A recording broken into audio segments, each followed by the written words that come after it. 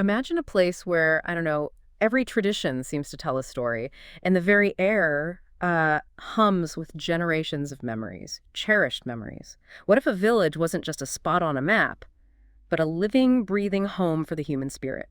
Today we're diving deep into a really evocative source. Excerpts from Chandpur, Kalan, a village of cherished memories. Right. This is a fictional story, originally in Punjabi, but it paints such a vivid picture, almost tangible, of this unique village in Punjab. Yeah, tangible is a good word. So our mission for this deep dive is, well, to unpack the rich details in this narrative. We want to pull out not just the plot, but the deeper wisdom, the insights into what makes a community tick, what makes it resilient, and maybe find those simple joys hidden in the story. What makes a place special? How do things like love, tradition, community spirit, how do they actually last? It's a great question. How do they endure? So let's try and paint that picture. Chandpur, Kalan. The source says right off the bat, it wasn't just any village. It was unique. It says the soil there smelled of love, traditions reflected humanity, people had hearts like clear mirrors. I mean, that's pretty powerful stuff. It really is. Yeah. Those aren't just descriptions. They're setting a very specific tone, aren't they? Definitely. And the daily life details, I loved those. Big door frames where elders gathered in the evening, just talking. Children running around like holiday trains. That image, their energy, you see the mud houses, you hear about milk bottles rising from below, which sounds almost magical. Like this natural abundance, yeah. Right. And mothers dupatas, the scarves just swaying gently. It feels very real. Well, what's so insightful, I think, about those details, even the simple ones, is how they build this collective feeling, a shared life. It's not just describing a physical place. It feels more like an emotional ecosystem. Ecosystem, yeah. These are just random details. They're like the threads weaving the community together. Everyday rituals, shared spaces. They create this deep sense of belonging that lasts generation after generation. And speaking of generations, there's this tree. At the edge of the village, an old banyan tree, over 100 years old. Baba Burr, grandfather Burr. Exactly, Baba Burr. And under it, there's a swing. Ah, the swing. And this isn't just any old swing, is it? No, the story makes a point of saying every generation, mothers, daughters, new brides, they'd all swung on this exact swing. So think about that. A landmark like Baba Burr, watching all these lives unfold.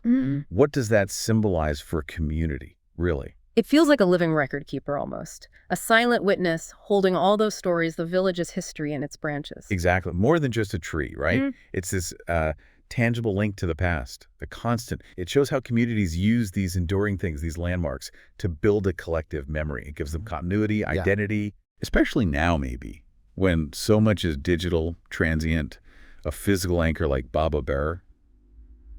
It reminds you of the power of shared spaces. That's a great point. Now, into this setting, we meet some key people.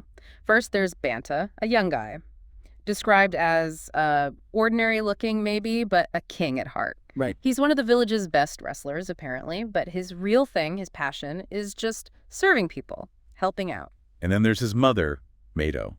The source suggests she's maybe the most beloved woman in the whole village. Just her presence, it says, could ease every family's need, every person's worry, just with her, motherly embrace. Wow. If you look at the bigger picture, Mado isn't just a nice character. She's almost like social capital embodied. How do you mean? Well, her selfless love, that nurturing spirit, it's the bedrock of the community's well-being. It shows how these informal networks of care can be so incredibly powerful, maybe even more than formal systems sometimes. That makes sense. So their lives are sort of centered in this village rhythm until one day, someone new arrives. Sony. Sony, yes. She comes to live with her maternal uncle. And the description is lovely. Her blue tunic, the shawl, a nose ring, a long braid, beautiful, yes. But the story insists she was even better at heart. That distinction feels important. It's not just about appearance. No, it's deeper. And their meeting, it's quite the scene. Banta sees her for the first time under Baba Burr. Of course, under the tree. Swinging on that swing, the one that held all those generations. And as her hair sways, the story says, so too did Banta's heart. A bit poetic, but clear. It is poetic, and notice how it's framed, eyes meeting is God's will. So the banyan tree, already this huge symbol of tradition, of rootedness, becomes the backdrop for something new, this faded connection. It suggests, that even within strong traditions, new stories, new love are always being woven in. That's nice. So their friendship starts, sometimes quiet, unspoken, sometimes just by working together, helping Mato with chores. Yeah, that natural progression. And then, almost inevitably, it shifts. Friendship turns into love. But they keep it quiet at first? Right, initially secret. But as the source says, kind of knowingly, secrets don't stay hidden in villages. Which rings true, doesn't it? Definitely. And here's that wonderful detail again. When Baba Burr knew, the villagers knew. The tree is almost like a character itself, part of the village consciousness. It's like the tree is the village pulse or something. It really is. Yeah. What does that tell you, though, about, say, privacy versus community in a place like that? It's different from how we might think of it. Oh, totally. It suggests lives are just so interwoven. Privacy isn't about hiding things away, maybe, but about the community eventually knowing and hopefully embracing what's real. It's not a negative thing, necessarily. I agree. It seems less about intrusion and more about integration. And this leads to Mato's role again, her wisdom. One night, she gives Banta some very direct advice. Son, if your heart's desire is true, then ask for it with a true heart. Simple, but profound. Very. And it's more than just motherly advice, isn't it? It speaks volumes about the village's values. Honesty, sincerity, getting the family's blessing, not sneaking around. Yeah, it's about doing it the right way, within the community's embrace. Exactly. True love in this world is stronger when the community accepts it, celebrates it. And that advice works. The very next day, Banta talks to his parents. They go, they make the proposal to Soni's uncle. He happily agrees. And the village just erupts. Yeah. A festival, dancing, celebration. And the wedding itself. Again, it's described as simple. Rituals with buttermilk, the sound of bells ringing on mud pots and iron plates. It sounds humble, but full of joy. Yes. And this is a key line, I think. The source says the rituals had love, not artificial show. Ah, right. That's a powerful statement about their values. Authenticity, real affection. That's what matters. Much more than any big flashy display. It's almost a quiet critique of materialism, prioritizing genuine connection. So their life together begins, described as a fragrant flower, another beautiful metaphor for something lovely and thriving. A lovely image, and they become an example, apparently, for other young people in Chandpur, Kaln, setting a standard, maybe. And the village keeps going, keeps thriving. Lots of children are born, a new generation connected to their roots. It shows the community is healthy, it's continuing. That continuity is central. Years pass, and we see the cycle repeat. Another wedding under Baba Bear, a new couple on that same swing. Just like Banta and Soni, just like generations before them. And even though Mato, Banta's mother, is gone by then, Yeah, that part was poignant. the story says her blessings still floated in the air. It's a beautiful thought. Yeah. It suggests that the spirit, the values of people like her, they don't just disappear. They linger. Exactly. Their influence keeps shaping the place long after they're physically gone.